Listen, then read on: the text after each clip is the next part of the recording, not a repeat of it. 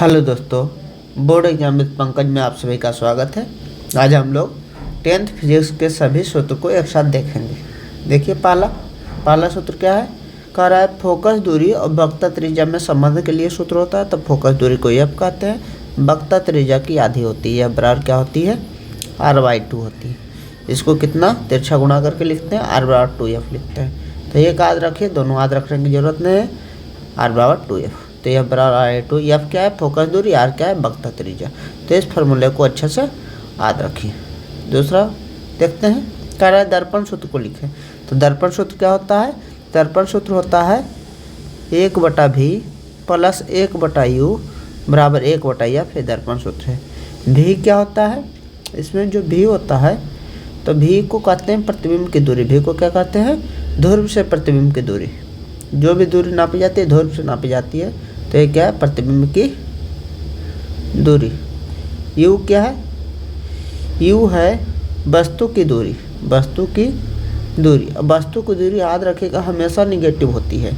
उसके बाद f क्या है, f को बता दिए फोकस दूरी क्या होता है, f को बोलते हैं फोकस दूरी। अगला क्वेश्चन देखते हैं। अगला फार्मूला क्या है, अगला फार्मूला है लेंस सूत्र को लिखे। तो लेंस सूत्र में इसमें जो प्लस होता है 1/v प्लस 1/u होता है, इसमें एक माइनस 1/u और 1/f सेम चीज़ है। v क्या है प्रतिबिंब की दूरी, u क्या है वस्तु की दूरी, कहाँ से, ध्रुव से, और f क्या है फोकस दूरी। आवर्धन क्या होता है, आवर्धन होता है प्रतिबिंब की ऊंचाई और वस्तु की ऊंचाई के अनुपात को क्या कहते हैं, आवर्धन कहते हैं। तो इसका आवर्धन को यम कहते हैं, और यम बराबर होगा प्रतिबिंब की ऊंचाई, प्रतिबिंब की ऊंचाई हाइट ऑफ इमेज बटे हाइट ऑफ ऑब्जेक्ट लिखते हैं। यम को क्या कहते हैं, यहाँ लिख लेते हैं। यम को क्या बोलते हैं, यम को आवर्धन बोलते हैं। क्या बोलते हैं, यम को आवर्धन बोलते हैं।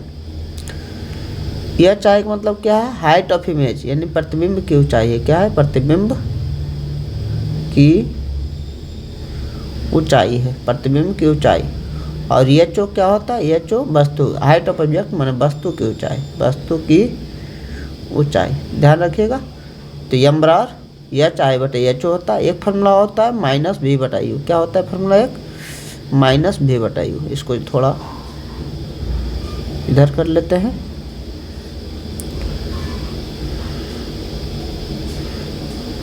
फार्मूला क्या होता है, एक फार्मूला होता है -v/u। तो आवर्धन का दो फार्मूला, आवर्धन प्रतिबिंब की ऊंचाई और वस्तु की ऊंचाई के अनुपात को, या -v/u आवर्धन। अपवर्तनांक क्या होता है, अपवर्तनांक को म्यू बोलते हैं। क्या बोलते हैं, अपवर्तनांक को म्यू बोलते हैं। तो म्यू बराबर एक फार्मूला होता है sin i/sin r, sin i/sin r।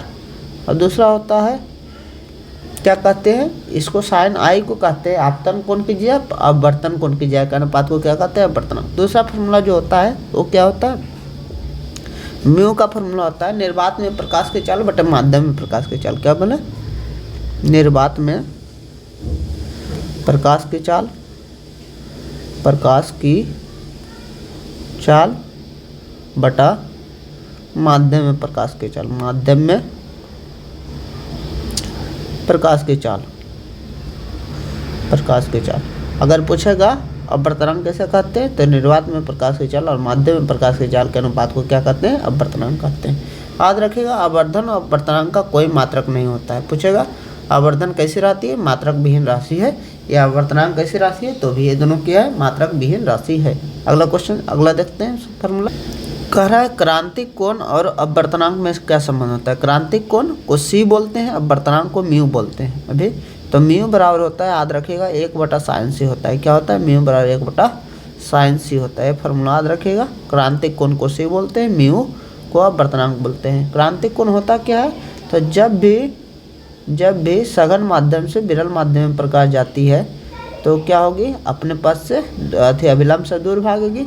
कभी कभी ऐसा एंगल मान लीजिए इससे अभिलंब से दूर भागी, ये प्रकाश गई अभिलंब से दूर भाग गई।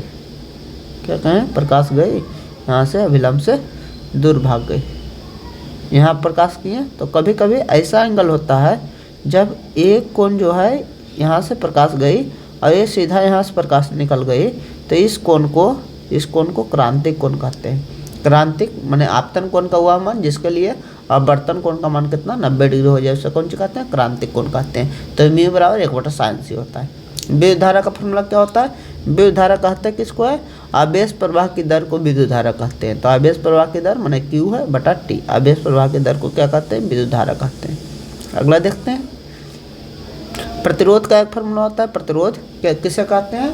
तो किसी पदार्थ का वह गुण, किसी पदार्थ का वह गुण जो विद्युत धारा का विरोध करती है प्रतिरोध कहलाता है। तो R का फॉर्मूला होता है रो L बटा ए। यहाँ I क्या है? विद्युत धारा है। Q क्या है? Q को आवेश बोलते हैं। Q क्या है? आवेश है।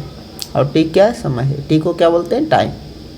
T है समय। और I क्या है? I को विद्युत धारा बोलते हैं। बराबर विद्युत धारा, विद्युत धारा। अगला देखते हैं, आर बार क्या बोले? आर बार रो L बटा ए। रो क्या होता है समझते हैं? तो रो का मतलब, आर का मतलब तो प्रतिरोध होता है। आर का मतलब क्या है? आर का मतलब प्रतिरोध है। रो का मतलब होता है पदार्थ की प्रकृति, कोई पदार्थ किस चीज़ का बना है। तो रो कैसे लिखते हैं? पी को थोड़ा टेढ़ कर देते हैं, रो हो जाता है। यह होता है पदार्थ की प्रकृति। पदार्थ की प्रकृति, प्रकृति यानी पदार्थ कैसा है? लोहा है, धातु है, धातु है तो उसका प्रतिरोध अधिक होगा क्योंकि उससे करंट पार होता है। एल क्या है? चालक की लंबाई है। क्या है? एल को कहते हैं चालक की लंबाई, चालक की लंबाई। ये क्या है? तो चालक के अनुप्रस्थ काट कर, मान लीजिए चालक है तो इसकी ये क्षेत्रफल को चालक के अनुप्रस्थ काट कर क्षेत्रफल कहते हैं। ये क्या है? चालक के अनुप्रस्थ काट का क्षेत्रफल, अनुप्रस्थ काट का क्षेत्रफल।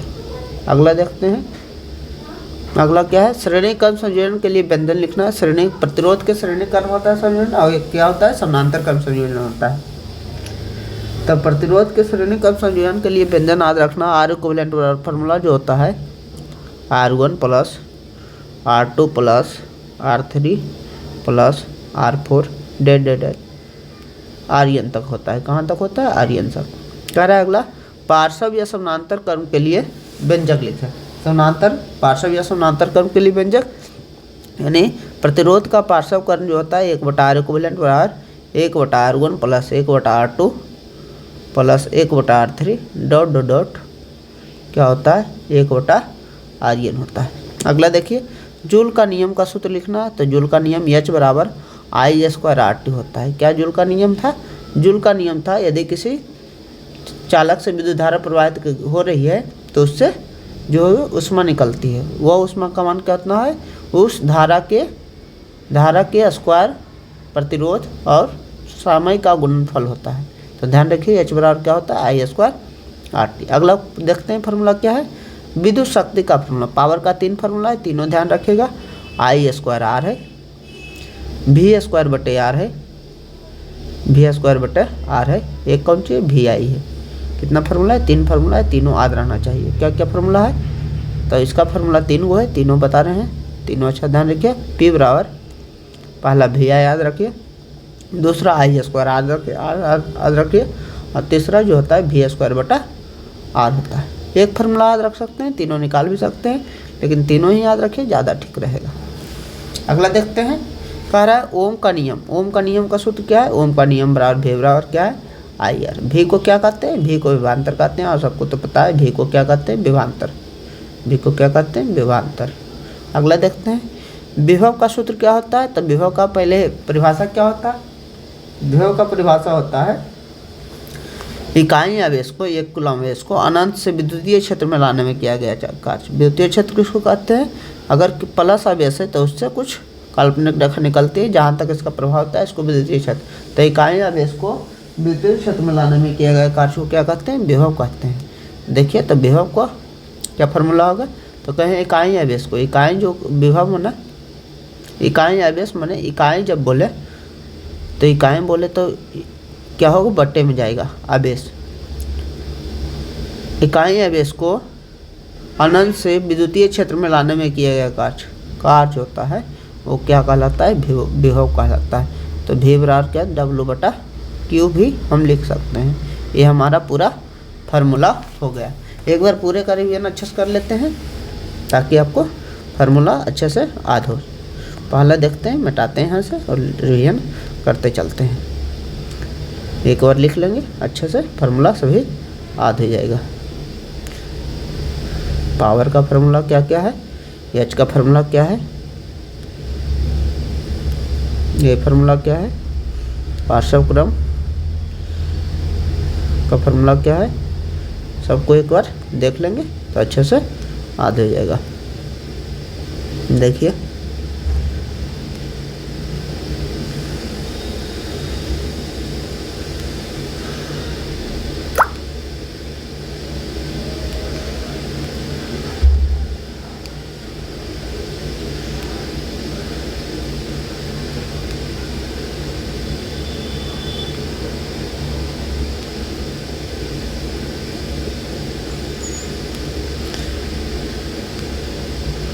क्या है पहला फार्मूला, देखिए पहला क्या है, फोकस दूरी और वक्र त्रिज्या संबंध, तो यह बराबर क्या था r/2। दूसरा देखिए दर्पण सूत्र क्या था, तो दर्पण सूत्र 1/v प्लस 1/u बराबर 1/f था। अब भी कोशिश कीजिए याद करने का, सब याद हो जाएगा। लेंस सूत्र क्या था, 1/v माइनस 1/u बराबर 1/f, प्लस का माइनस था तो प्लस वाला तो दर्पण सूत्र माइनस वाला लेंस सूत्र। आवर्धन का फार्मूला क्या बोले थे, वस्तु की ऊंचाई और प्रतिबिंब की ऊंचाई और वस्तु की ऊंचाई के अनुपात को आवर्धन कहते हैं। इसका एक फार्मूला -v/u भी था। म्यू बराबर क्या था, साइन i/sin r था, और साइन i/sin r को क्या कहते हैं, स्नेल का नियम भी कहते हैं। याद रखिएगा, स्नेल का नियम पूछ देगा कभी, स्नेल का नियम का सूत्र लिखे तो पूरा यही सूत्र है, म्यू बराबर साइन i/sin r। म्यू का एक और फार्मूला था, निर्वात में प्रकाश की चाल बटे किसी माध्यम में प्रकाश की चाल के अनुपात को क्या कहते हैं, म्यू कहते हैं, वर्तनांक कहते हैं। क्रांति कोण आवर्तन में क्या संबंध था, तो म्यू बराबर 1/sin से था, म्यू बराबर 1 क्या था, sin से। विद्युत धारा का फार्मूला क्या था, तो विद्युत धारा का फार्मूला I बराबर Q/T था, I बराबर क्या था, Q/T। याद कीजिए प्रोतिरोध का फार्मूला क्या था, R बराबर ρL/A, R बराबर ρL/A, सब बता दिए। R को श्रेणी क्रम में था, R इक्विवेलेंट बराबर R1 plus R2 plus R3 plus dot क्या था, RN था। समानांतर कर्म या पार्श्व कर्म के लिए फार्मूला क्या था, 1/R इक्विवेलेंट बराबर 1/R1 plus 1/R2 plus 1/R3 plus dot 1 क्या था, RN था। जूल का नियम क्या था, जूल का नियम I² था। H बराबर P बराबर क्या था, P बराबर VI था, I² था, और क्या है V²/R था। उसके बाद क्या ओम का नियम क्या था, V बराबर IR, V बराबर क्या था, IR। अगला देखते हैं विभव का फार्मूला क्या था, विभव का कार्य बटा, तो विभव को V लिखते हैं, कार्य को W लिखते हैं, और अब इसको क्या लिखते हैं, Q लिखते हैं। हमारे फार्मूला समाप्त हो गया है। एक वीडियो हम बनाएंगे जिसमें फिजिक्स के सभी न्यूमेरिकल को डिस्कस करेंगे। Thank you so much for watching this video. अगर आप चाहते हैं कि फिजिक्स के सभी न्यूमेरिकल को डिस्कस करें तो इस वीडियो को ज़्यादा से ज़्यादा लाइक से सब्सक्राइब करें। Thank you so much for watching this video. Thank you.